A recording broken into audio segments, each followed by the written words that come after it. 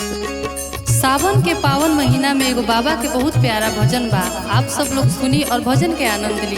अगर भजन आप सबके अच्छा लगे तो गाना के आगे शेयर करिए, खूब सारा प्यारा आशीर्वाद दी।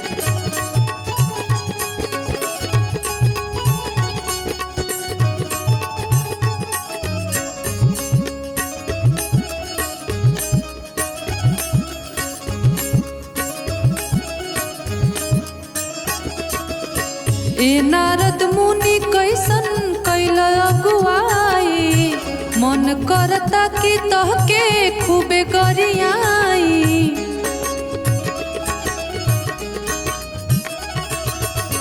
ए नारद मुनि कैसन कैल अगुआई, मन करता कि तहके खूबे गरियाई। पार्वती के गिराई दिहल खाला, पार्वती के गिराई दिहल खाला। दुल्हा पहिरले बड़े मिर्गा के छाला, डलिहे न बबुनी हमार वरमाला।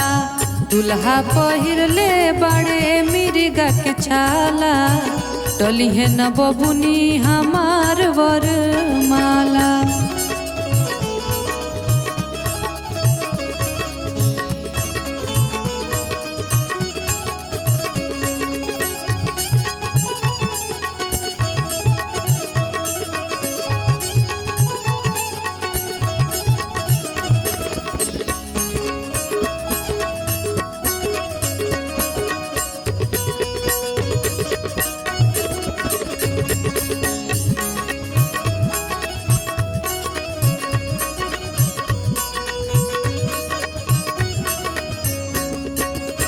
कवनो कीमत पना होई बियाह हो, ले जा बारात न दैल जो न हो।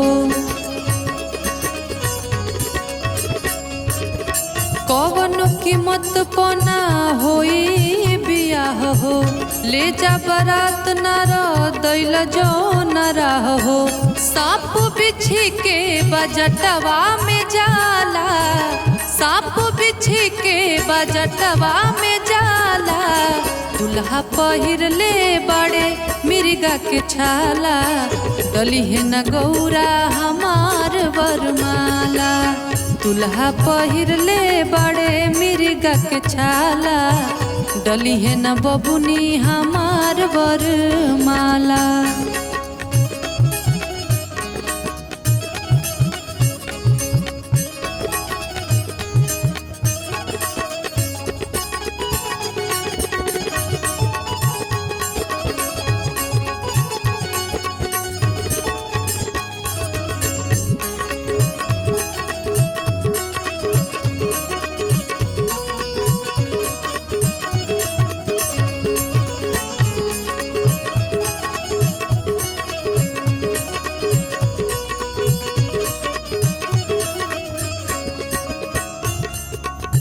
जबले न रूप अपन भोला जी बदली है, तबले न पार्वती मालाइन के डली है।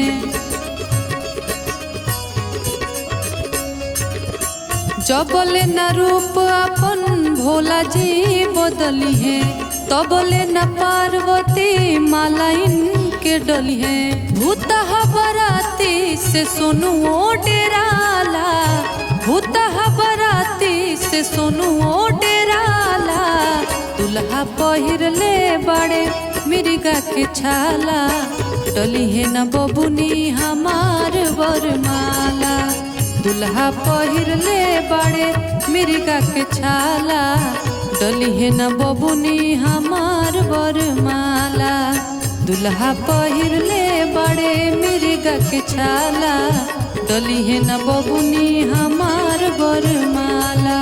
दुल्हा पहिरले बड़े मिर्गा के छाला, डलिहे न बबुनी हमार वरमाला। दुल्हा पहिरले बड़े मिर्गा के छाला, डलिहे न बबुनी हमार